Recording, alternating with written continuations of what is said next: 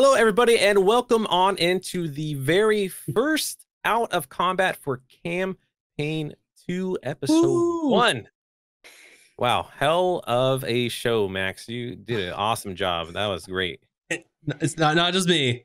I will say that I put you all into the world.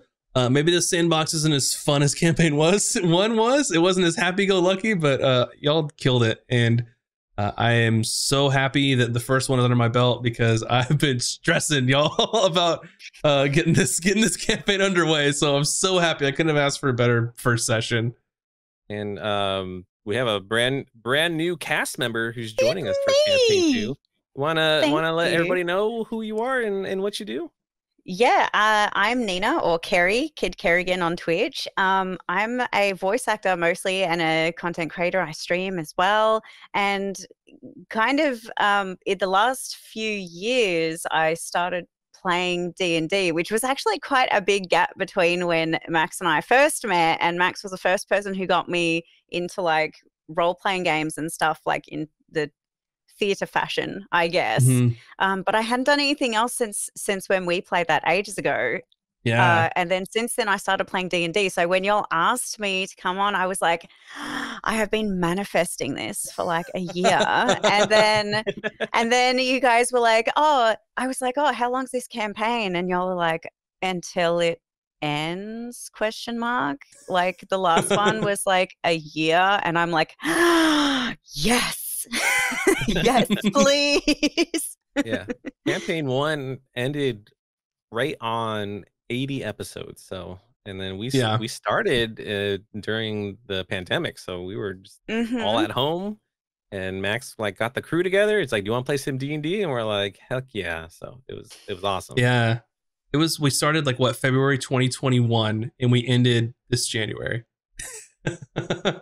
So yeah, and it's so funny, like, because I didn't forget, but like that's so long ago when Nina, when we played when I did that so long, like I think that was what did we play? It was a wheel something. It was some kind of wheel circle, something round that spins. I was looking. That's the all books I are back remember. there. Yeah, Burning Wheel. Yeah, Burning that's the Wheel. one. That's one. Yes. That must have been like 5 years ago. 5 or 6 years ago. Yeah, it was gosh. ages ago when I was living in California, and I was still so. I still felt relatively new to streaming. I had like zero performance experience. I had no idea what to do, had no idea how to improv, like none of these things. And then since then, especially since I like moved home and started like studying acting and doing all these things, all of a sudden I'm like, oh, that's what that was. That was really fun. I want to do more of that. Well, speaking of performance experience, I mean, Cooter, like knocked it out of the park, right? You just came in hot with a brand new crew. We're like, watch this, y'all. Like, amazing. You like, I want to say you stole the spotlight, but you're like my favorite character by far. Oh, thanks. She was, to be fair, she was kind of in my back pocket. Like we were saying earlier how everyone kind of came out the gate with all their characters kind of ready to go and like hitting the ground running. But that's because I started Cuda in a one-shot previously with some friends during the pandemic. And then I also took her into a shorter campaign that was supposed to be like 6 sessions long or something like that. And so she kind of has a little bit of history, but I didn't like, I don't know. She's just one of those characters that I was like, I can't just leave her on the shelf. Like I had to do something more with her and have her find a little bit more meaning, I guess. And so it was like the perfect opportunity to, I don't know if I would be able to choose anyone else. Yeah, and I feel like, because with Cooter, I think Cooter and Emmy give a perfect like balance for the rest of like the crew, because you've got Cooter, who's just an old grandma, right? You've got Emmy, who is just so like naive and innocent. Yep. And then you've got Azric and Taj, which are, I don't know, but lack of a better word, shady criminals, right? Yeah, yes. And then you've got Hayden, who's sort of like the dark, mysterious type as well. It's a perfect balance. I love it. Yeah, I'm actually impressed with Mac too, because we like before the campaign we were talking about our backstories and planning things, but We never like kind of like engage or role play in that what that friendship would be like. But like just out of the gate, like Mac was like super flirtatious, super friendly, just like the way like Azek would be. So it could, like they kind of just meld like perfectly right away without like kind of discussing how our friendship would be. That was so interesting for me because especially like as a player not knowing quite when you're about to enter the story, and I'm just kind of like half paying attention because there's like things Kuda wouldn't know obviously going on, but I want to pay attention because like it's really interesting. And so I switch into like a viewer mode and I'm like, oh, y'all are friends from like the before times. That's cool. Let's like learn more about this in our future adventures. Yeah, because that's one thing too is your characters feel like they already know each other. They already have an established relationship, which is great. And I'm glad that you brought up like that you sat back a little bit, and that's something that I had to like try to balance and deal with is I had this idea of how I wanted the crew to meet together. But it's not fun for anybody to sit there for like from the intro all the way to like probably like an hour or so in to just like not do anything. So that's kind of why I did like, here's where you are now and introduce everybody. So everybody knows that their character and they're going to show up. So at least you weren't just sitting there idle for like the first hour or so. 100%. And like, especially because I'm new to the cast, it was kind of it was good for me to have a little bit longer just to kind of see how everyone else, because every group is completely different, right? Like every single D&D group you play, that's why one-shots can be kind of weird because you don't even have time for like your whole storming Norman, whatever group forming philosophy occurs. So it gives me a chance to kind of see how you guys already play the game as friends and then be able to kind of like fit into that. But also the way that you did that flashback sequence is so interesting from both a viewer perspective and a player perspective, because it's like, as I said, like I'm like Kuda doesn't know what's going on, but having her involved from the start got me thinking straight away, because I forgot initially that that's what was going to happen. Because you had warned us, you're like, we need to have some kind of like a little bit of a plan, right? Yeah. And it's like, oh, this is something that might happen. And I was like, oh yeah, that was something that I was supposed to be thinking about. Like, what's the game side that I'm like, wait, why would I be here? Kuda wouldn't do that. She's like, what? And then it was like, and now 3 hours earlier. And then I'm like, oh, okay, cool. We're going to find out. Everything is fine. It was really smart of Max for you to do that, because it kind of, maybe not people were thinking with it like, oh, we're in prison, so this is how it has to end with the flashback. But because like when we did the flashback, it didn't feel like we were gonna end up in prison, kind of. But like we all like kind of knew it was like, all right, this is kind of how it has to end. Like if we get away, then what does that mean? Like, did you have a backup plan in case we succeeded that skill challenge? Yeah, so a couple things on that is one, I did that because I wanted to try and like basically like test like my storytelling skills, like to keep like pushing boundaries, right? Because like campaign 1, it was like you all here and you're in a party and you go. It was just kind of there. And I think that sort of the in media res like style is really interesting, especially like when using like film and TV shows. And I was like, I've seen this work in D&D before with some really fantastic, DMs and GMs. Like, can I do this and how would it look?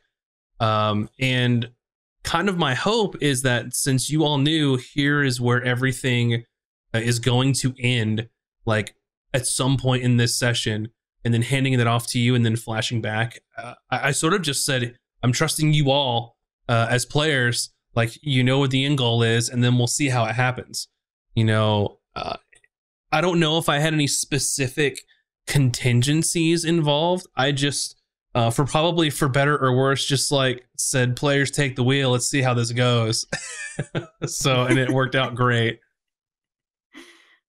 Yeah, it was interesting because like of course there's always that chaotic part of me that wants to try to push it, but also knowing like knowing ahead of time, like it's kind of like building the playpen, like actually constructing the sandbox, right? Mm-hmm. Like you're like, this is the wall that says this is where we're going to end up at some point.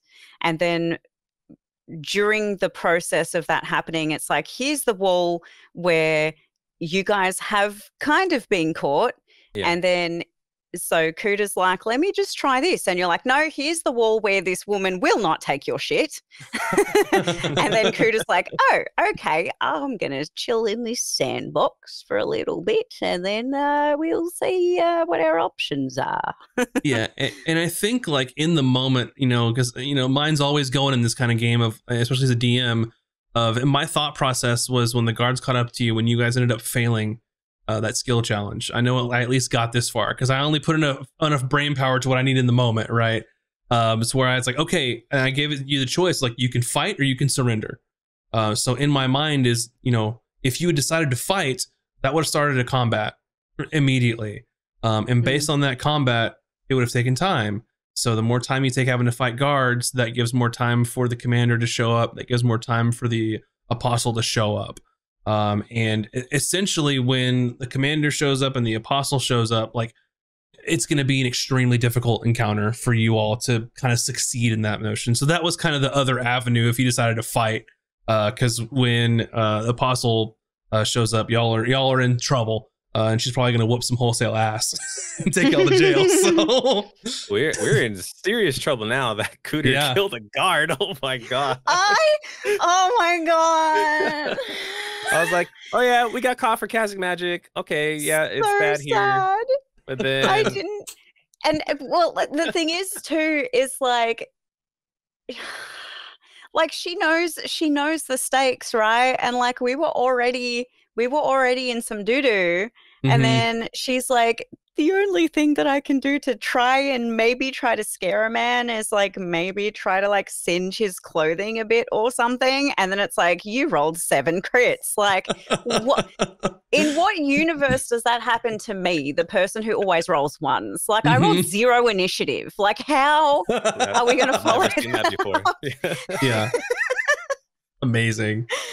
Oh, catastrophe. Poor thing. Now she has more trauma to take with her for the rest of the campaign. That's fine. I was really interested to see, and I sort of kind of had an understanding of how this would happen, but I loved looking at some of your faces when I described when you saw the commander for the first time, what they looked like, because I said the exact same description of what the person in the cell was as well. And I really liked seeing like, oh, is this the same guy? Like after I described them both like, sort of independently. I was like, that's the guy in the cell with us. This is how does he get in the cell with us? Because like he's the commander. Like why is he in prison? So and then we learned. I was like, dang, that's crazy. Yeah, the penny dropped for me when you actually cuffed him, because I think there were a couple of there might have been like just a couple of details that I missed or something, but I was like, oh, hang on, and then like caught the rope, and then I was like, oh no. Yeah, sad.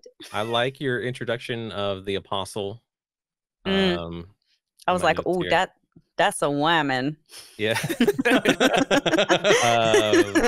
I could like picture Amelie, like the whole Amelie Fairlight. Yeah. Even people in chat were like, yes, mommy. Like, yeah.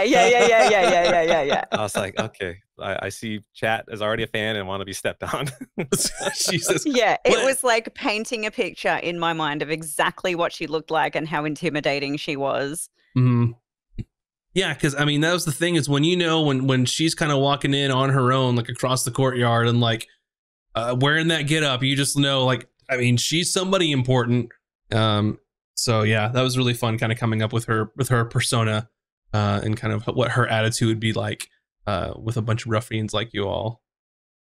Yeah, I was going to try to charm, wine a diner, but after Cooter was like trying to like, I'm just an old lady, and then it got shut down immediately. I was like, oh, okay, Azric's not gonna step in. That was the sandbox wall popping up right there. I thought that maybe she would take pity on like a little old lady, because you respect your elders and all that, but nope. Yeah, they don't care about any of that. No. Yeah. And it was interesting because you all didn't see it in combat. And I was wondering if the distinction was clear or not to both you all and to the audience, is I made it clear a couple times and kind of threw that in there that what's illegal is arcane magic. And there's a lot of different symbolism throughout the episode relating to like the divine order of the Conservancy, or like a couple of those guards looked like some sort of clerics that were going to cast spells against you all. So it's an interesting dynamic where there are different sections of spellcasting, like arcane versus divine in this case. So interesting. I definitely picked up those clues. Because everything you said was arcane.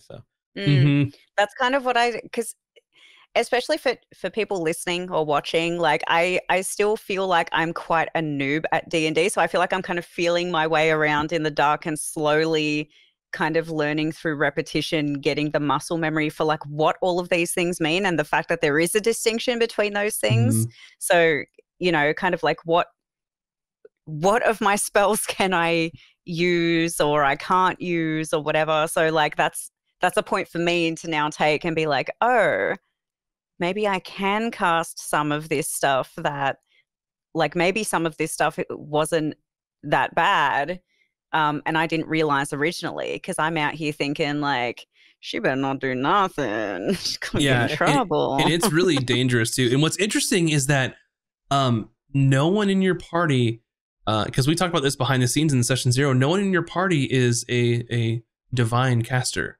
at all. So I think from a lot of the players' eyes, and you can correct me if I'm wrong here, but that immediately puts you all in opposition of probably most of the authority figures in the city-states, which is really interesting to me. Yeah, we have like no in with. Yeah, I mean, maybe. I don't want to reveal it now, but maybe. Yeah, there's things around the corner, but you know. Yeah, there's some bending of the rules possibly. But I don't think anyone in the party is registered. No one. So we're all renegades. Yeah, like you very heavily encouraged it. I do remember that being a conversation several times of like, these are the rules of the world. You must be a registered arcane user. Yeah, and then and we were all like, yeah. You're like, fuck that. I don't want it. Bring it. Give us the chaos. Don't need none of that nonsense. Yeah. We want pure chaos. Yeah, and what's interesting is out of the first adventure, you really you get the idea that divine is okay, arcane is bad, but nobody said anything about sort of the natural, like, primal world in magic, which is related to Emmy with being a druid. So more to come on that later. And I think Kuda has a lot of like nature, medicine, poison, stuff like that. Yeah. Although she very much also there's so many like opportunities. That's the really cool thing.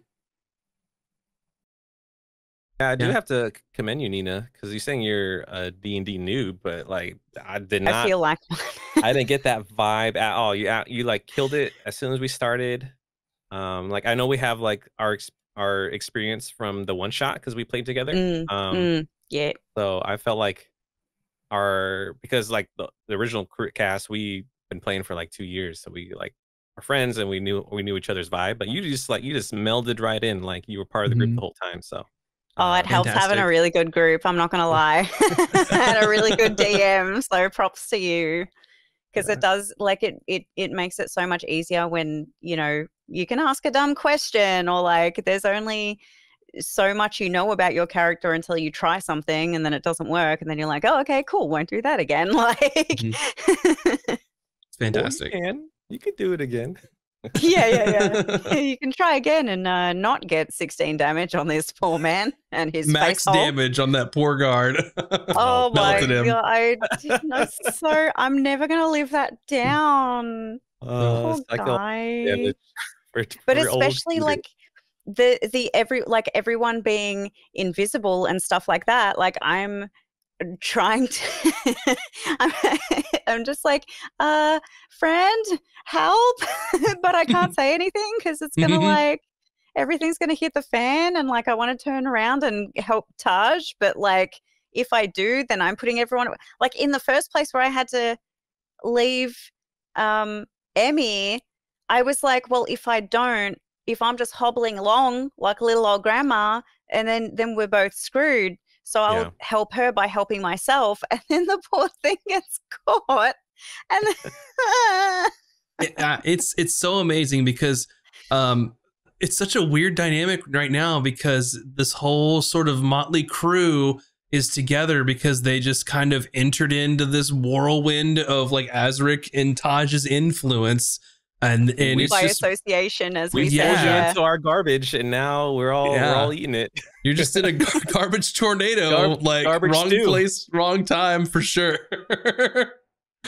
Yeah, I am very, very excited to play again next week and see what happens. Because wow, a lot happened this first session, which like way more than I thought would. So I think I'm pumped. I'm ready. I didn't expect that much action either, but I'm also excited to see when we see that commander again, because obviously I feel like something is potentially open-ended there. Yeah. Yep. For sure. Yeah. That's gonna wrap it up for us for our first episode of Out of Combat for Campaign 2. Yeah, thank you everyone so much for joining us, for hanging out, all the support right out of the gate. Unbelievable. We're so blown away. So thank you to the casters community. You guys are killing it. And we'll be back next Friday for episode 2 of Campaign 2. Again, follow us on all the socials, and you can get all of that on castersandcantrips.com. I have all the links to where you can find us. Thank you, and we'll catch you next time. Bye. Bye. Bye.